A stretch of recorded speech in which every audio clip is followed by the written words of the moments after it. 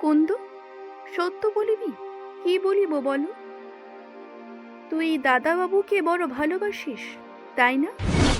মঙ্গল মন্দিরে আপনার প্রাণের প্রাণ বলি দিল। নগেন্দ্রের মঙ্গলার্থে, সূর্যমুখীর মঙ্গলার্থে নগেন্দ্রকে ভুলিতে স্বীকৃত হইল কুন্দ। কমল বুঝিয়াছিলেন যে কুন্দ নন্দিনী আপনার মঙ্গল বুঝিতে পারে না। গোবিন্দপুরে দত্ত দিকের বাড়িতে যেন অন্ধকারে একটি ফুল ফুটিল। কমলমণির হাসি মুখ দেখিয়াই সূর্যমুখীরও চোখের জল শুকাইল। কমলমণি বাড়িতে পা দিয়াই সূর্যমুখী চুলের গোছা লইয়া বসিয়া গেলেন। অনেক দিন যাবৎ সূর্যমুখী কেশ রচনা করেন নাই। কমলমণি বলিলেন, দুটো ফুল গুজিয়া দি। সূর্যমুখী তখন তাহার গাল টেপিয়া ধরিলেন এবং বলিলেন, না না, মোটেই না। কিন্তু কমলমণি লুকাইয়া দুইটা ফুল দিয়া দিলেন। আলোকময়ীর আলো নগেন্দ্রের মুখমণ্ডলের মেঘেও ঢাকা পড়িল না। নগেন্দ্রকে দেখিয়াই কমলমণি ঢিপ করিয়া প্রণাম করিল। নগেন্দ্র তখন বলিলেন, এ কি কমল যে? কমল তখন মুখ নত করিয়া নিরীহ ভালো মানুষের মতো বলিলেন, আজ্ঞে হ্যাঁ, খোকা ধরিয়া আনিল। নগেন্দ্র তখন খোকাকে কোলে লইয়া তাহার মুখ চুম্বন করিলেন। খোকা তখন কৃতজ্ঞ হইয়া তাহার গালে লাল দিল, তাহার গোপ ধরিয়া টানিল। এবার কুন্দনন্দিনীর সঙ্গে কমলমণির আলাপ হইল। ও কুদি, কুদি রে, মুদি দুদি, ভালো আছিস তো কুদি? কুদি তখন অবাক হইয়া রহিল। কিছুকাল ভাবিয়া চিন্তা করিয়া বলিল, হ্যাঁ আছি। আছি কি রে? আছি দিদি বলিবি? আমায় দিদি বলিবি? না বলিলে ঘুমিয়া থাকিবি যখন তখন চলে আগুন ধরিয়া দিব। আমায় দিদি না বলিলে গায়ে আরশোলা ছাড়িয়া দিব। কুন্দ দিদি বলিতে আরম্ভ করিল। যখন কলকাতায় কুন্দ কমলের কাছে থাকিত তখন কমলকে কিছু বলিত না, বড় কথাও কহিত না। কিন্তু কমলের যে প্রকৃতি চিরপ্রেমময়ী, তাহাতেই সে তখন হইতেই তাহাকে ভালোবাসিতে আরম্ভ করিয়াছিল। শুধু মধ্য কয়েক বৎসর অদর্শনে কতক ভুলিয়া গিয়াছিল। কিন্তু এক্ষণে কমলের স্বভাবগুণে, কুন্দেরও স্বভাবগুণে সেই ভালোবাসা নতুন হইয়া বৃদ্ধি পাইতে লাগিল, প্রণয় গাঢ় হইতে লাগিল। এইদিকে কমলমণি স্বামীর গৃহে যাইবার জন্য উদ্বেগ করিতে লাগিলেন। সূর্যমুখী তখন বলিলেন, না ভাই, আর 2 দিন থাকো না। তুমি গেলে যে আমি আর বাঁচিব না। তোমার কাছে সকল কথা বলাও শাস্তি। কমল বলিলেন, তোমার কাজ না করিয়া আমি যাইব না। সূর্যমুখী তখন বলিলেন, আমার কি কাজ করিবে? এবং মনে বলিলেন, তোমার কণ্টক উদ্ধার। এইদিকে কুন্দনন্দিনী কমলের যাওয়ার কথা শুনিয়াই আপন ঘরে গিয়া লুকাইয়া কাঁদিল। কমলমণি তখন লুকাইয়া লুকাইয়া পশ্চাৎ পশ্চাৎ গেল। কুন্দনন্দিনী বালিশে মাথা দিয়া কাঁদিতেছে। কমলমণি তাহার চুল বাঁধিতে বসিল। চুল বাঁধা কমলের একটা রোগ। চুল বাঁধা সমাপ্ত হইলে কুন্দের মাথা তুলিয়া কমল তাহার মস্তক আপনার কোলে রাখিলেন। অঞ্চল দিয়া চক্ষু মুছাইয়া দিলেন।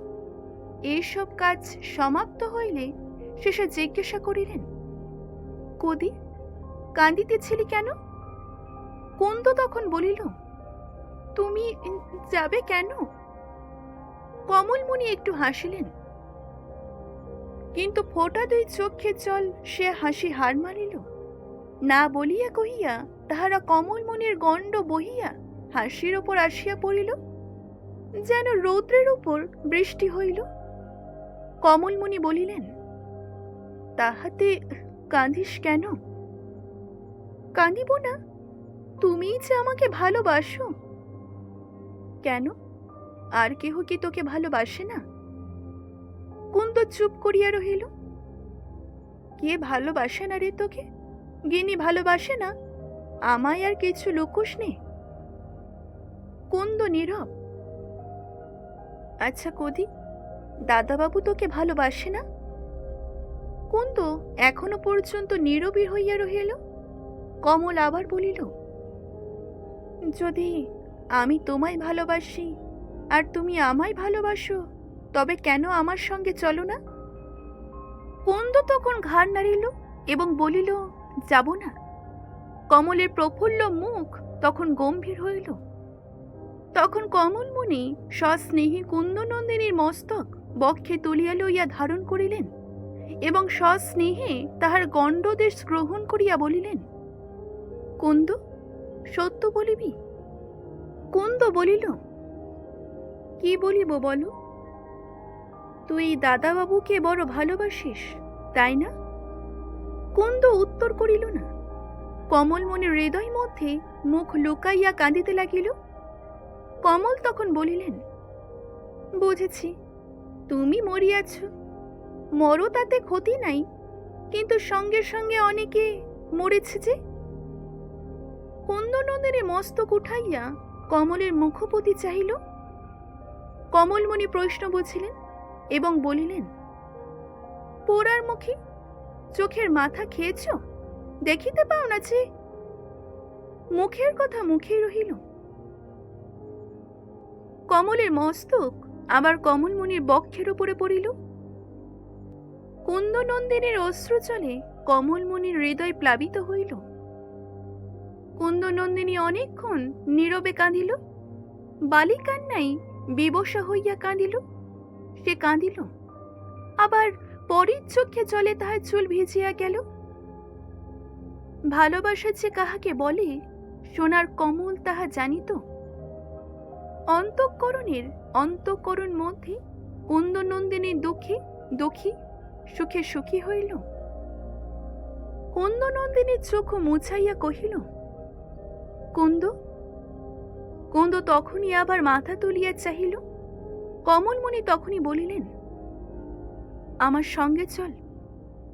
কুন্দের চোখে আবার জল পড়িতে লাগিল। কমল বলিলেন, যাবি? মনে করিয়া দেখ। কুন্দনন্দিনী অনেকক্ষণ পরে চক্ষু মুছিয়া উঠিয়া বসিয়া বলিল, আমি যাব। অনেকক্ষণ পরে কেন তাহা কমল বুঝিল। কুন্দনন্দিনী পরের মঙ্গল মন্দিরে আপনার প্রাণের প্রাণ বলি দিল সূর্যমুখীর মঙ্গলার্থে। নগেন্দ্রকে ভুলিতে স্বীকৃত হইল কুন্দ। সেই জন্যই অনেকক্ষণ লাগিল। আর রহিল আপনার মঙ্গল। কমল বুঝিয়াছিলেন যে কুন্দনন্দিনী আপনার মঙ্গল বুঝিতে পারে না। এইদিকে আগের দিনের মতোই হরিদাসী বৈষ্ণবী গান করিতে আসিয়াছে। এদিন সূর্যমুখী উপস্থিত। তিনি কমলকে গান শুনিতে ডাকাইতে পাঠাইলেন। কমল তখন কুন্দকে সঙ্গে করিয়া গান শুনিতে আসিলেন। বৈষ্ণবী গাহিতে লাগিল। বৈষ্ণবী শুধু দুঃখেরই গান গাহিতেছিল। তখন কমল বলিল, আহা মরো বৈষ্ণবী দিদি, তোমার মুখে ছাই পড়ুক, আর তুমি মরো। আর কি গান জানো না নাকি তুমি? হরিদাসী তখন বলিল, কেন গো? কমলের তখন আরো রাগ বাড়িল। কমল তখন বলিলেন, কেন, একটা বাবুলা ডাল আনোতে দেখি। ওই তুমি যে বলিতেছ কাটা ফোটা সুখের, তা কত সুখের তা মাগিকে দেখাইয়া দি। সূর্যমুখী মৃদুভাবে হরিদাসীকে বলিলেন, ওসব গান আমাদের ভালো লাগে না। আমাদের গৃহস্থ বাড়ি, ভালো গান গাও। হরিদাসী তখন বলিল, আচ্ছা। এই বলিয়া গাহিতে আরম্ভ করিল। এবারেও কোমল ভ্রুকুটি করিয়া বলিলেন, ও গিন্নি মশাই, তোমার প্রবৃত্ত হয়। তোমার বৈষ্ণবীর গান তুমি শোনো, আমি এই বলিয়াই কমল চলিয়া গেলেন। সূর্যমুখীও মুখ অপ্রসন্ন করিয়া উঠিয়া গেলেন। আর বাকি স্ত্রীলোকেরা আপন আপন প্রবৃত্তি মতে কেহ উঠিল, কেহ রহিল। কুন্দনন্দিনী রহিল। তাহার কারণ কুন্দননন্দিনী গানের মর্ম কিছুই বুঝিতে পারে নাই, বরং বড় শুনেও নাই, অন্য মনে ছিল। এই জন্য যেখানকার সেইখানে রহিল। হরিদাসী তখন আর গান করিল না, এই দিক সেই দিক বাজে কথা আরম্ভ করিল। গান আর হইল না দেখিয়া আর সকলে উঠিয়া গেল, কুন্দ কেবল উঠিল না। চরণে তাহার গতির শক্তি ছিল কিনা সন্দেহ। তখন কুন্দকে একা পাইয়া হরিদাসী তাহাকে অনেক কথাই বলিল। কুন্দ কতক শুনিল বা শুনিল না। সূর্যমুখী ইহা সকলে দূর হইতে দেখিতেছিলেন। তখন উভয়ে গাঢ় মনসংযোগের সহিত কথাবার্তা হওয়াই চিহ্ন দেখিলেন। তখন সূর্যমুখী কমলকে ডাকিয়া দেখাইলেন। কমল তখন বলিল, মর, কি হয়েছে তা? মেয়ে বই তো আর পুরুষ না, কথা কহিতে যে কহুক না। সূর্যমুখী তখন কহিলেন, মেয়ে কি পুরুষ তার কি ঠিক আছে? কমল বিস্মিত হইয়া বলিলেন, সে কি গো? হ্যাঁ, আমার বোধ হয় কোনো ছদ্মবেশী পুরুষ, তাহা এখনই জানিব। কিন্তু কুন্দ কি পাপিষ্ঠা? তার রহস্য আমি একটা বরং বাবলা ডাল আনি গিয়ে মিনসেকে কাঁটা ফোটার শোকটা দেখাই। এই বলিয়া কমল বাবলার ডালের সন্ধানে গেলেন। পথে সতীশের সঙ্গে সাক্ষাৎ হইল। সতীশ মামির সিঁদুর কৌটাটা অধিকার করিয়া বসিয়াছিলেন। সতীশ সে সিঁদুর কৌটো লইয়া আপনার গালে, নাকে, দাড়িতে, বুকে, পেটে বিলক্ষণ করিয়া অঙ্গরাগ করিতেছিলেন। তাহা দেখিয়াই কমল বৈষ্ণবী, বাবলার ডাল, কুন্দনন্দিনী প্রভৃতি সব ভুলিয়া গেলেন। তখন সূর্যমুখী হীরাদাসীকে ডাকাইলেন। এই হীরার নাম একবার উল্লেখ হইয়াছে, কিন্তু তাহার আবশ্যক কোনো পরিচয় দেওয়া হয় নাই। নগেন্দ্র এবং তাহার পিতার বিশেষ যত্ন ছিল এই যে গৃহের পরিচালিকা বিশেষ সৎ স্বভাব বিশিষ্টা হয়। এই অভিপ্রায়ই উভয়ের পর্যাপ্ত বেতনদান স্বীকার করিয়া একটু ভদ্র ঘরে স্ত্রীলোকগণকে দাসিত্বে নিযুক্ত করিতে চেষ্টা পাইতেন। তাছাড়া তাহাদিগের গৃহে পরিচালিকা সুখে ও সম্মানে থাকিত। সুতরাং অনেক দারিদ্র্যগ্রস্ত ভদ্রলোকের কন্যারা তাহাদের দাসীবৃত্তি স্বীকার করিত। এক প্রকার যাহারা ছিল তাহাদের মধ্যে হীরা প্রধানা। অনেকগুলি পরিচারিকা কায়স্থ কন্যা, হীরাও কায়স্থ। নগেন্দ্রের পিতা হীরার মাতামহীকে গ্রামান্তর হইতে আনয়ন করেন। প্রথমে তাহার মাতামহিনী পরিচর্যায় নিযুক্ত হইয়াছিল। হীরা তখন বালিকা, মাতামহীর সঙ্গে আসিয়াছিল। পরে হীরা সমর্থা হইলে প্রাচীনা দাসীবৃত্তি ত্যাগ করিয়া আপন সঞ্চিত ধনে একটি সামান্য গৃহ নির্মাণ করিয়া গোবিন্দপুরে বাস করিল। হীরা দত্তগৃহে চাকরি করিতে প্রবৃত্ত হইল। এক্ষণে হীরার বয়স 20 বৎসর। তাহার বুদ্ধির প্রভাবে এবং চরিত্র গুণে সে দাসী মধ্যে শ্রেষ্ঠ বলিয়া গণিত হইয়াছিল। হীরা বাল্য বিধবা বলিয়া গোবিন্দপুরে পরিচিতা। কেহ কখনো তাহার স্বামীর কোনো প্রসঙ্গ শোনে নাই, কিন্তু হীরার চরিত্র কেহ কোনো কলঙ্ক শোনে নাই। তবে হীরা অত্যন্ত মুখরা, সধবার ন্যায় বেশ বিন্যাস করিত। হীরা আবার সুন্দরী, উজ্জ্বল শ্যামাঙ্গিনী, দেখিতে খর্বাকৃতা, মুখখানি যেন মেঘ ঢাকা চাঁদ, চুলগুলি যেন সাপ ফনা ধরিয়া ঝুলিয়া রহিয়াছে। যাই হোক, এই হীরার কিন্তু অনেক দোষ আছে, তাহা ক্রমে জানা যাইবে। আপাতত বলিয়া রাখি, হীরা আতর গোলাপ দেখিলেই চুরি করে। সূর্যমুখী হীরাকে ডাকাইয়া কহিলেন, হ্যাঁ রে, ওই বৈষ্ণবীকে চিনিস? না না, আমি কখনো পাড়ায় বাহিনী হই না, আমি ভিখারি, বৈষ্ণবীকে কি করে চিনিব?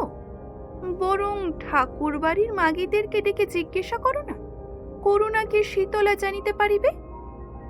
সূর্যমুখী তখন বলিলেন, না না, এ ঠাকুর বাড়ির বৈষ্ণবী নয়। এ বৈষ্ণবী কে তোকে জানিতে হইবে। এ বৈষ্ণবী বা কে, আর বাড়ি বা কোথায় আর কুন্দর সঙ্গে এত ভাবই বা কেন? এই সকল কথা যদি ঠিক জেনে এসে বলতে পারিস, তবে তোকে নতুন বারাণসী পড়াইয়া সং দেখিতে পাঠাইয়া দিব। নূতন বারাণসীর কথা শুনিয়াই হীরার 5 হাত বুক হইল। জিজ্ঞাসা করিল, তা কখন জানিতে যেতে হবে? তা তোর যখন খুশি, কিন্তু এখন যদি ওর পিছু পিছু না যাস তো ঠিকানা পাবি না। কিন্তু হ্যাঁ, দেখিস বৈষ্ণবী যেন কিছু বুঝিতে না পারে, আর কেহ কিছু বুঝিতে না পারে। এমন সময়ে কমল ফিরিয়া আসিল। সূর্যমুখী তাহাকে পরামর্শের কথা সবই বলিলেন। শুনিয়া কমল খুশি হইলেন। হীরাকে বলিলেন, হ্যাঁ, আর শোন হীরা, পারিস তো মাগিটাকে দুটো বাবলার কাটা ফুটিয়ে দিয়ে আসিস গিয়ে। হীরা তখন বলিল, হ্যাঁ, তা সব পারিব, কিন্তু শুধু বারাণসী নিব না। তা কি নিবি তুই? কমল বলিল, ও একটি বর চাই গো, বর, ওর একটি বিয়ে দাও কে। সূর্যমুখী তখন কহিলেন, আচ্ছা, তাই হবে। জামাইবাবুকে মনে ধরে তোর? বল তাহলে কমল সম্বন্ধ করে কি? হীরা বলিল, তবে দেখব, কিন্তু আমার মনের মতো ঘরে একটি বর আছে। কে এলো? জম। এখানে শেষ করছি আজকের এই পর্বটি। আজকের এই পর্বটি যদি ভালো লেগে থাকে অবশ্যই একটি লাইক করবেন, শেয়ার করবেন এবং কেমন লাগলো জানাতে ভুলবেন না। ধন্যবাদ।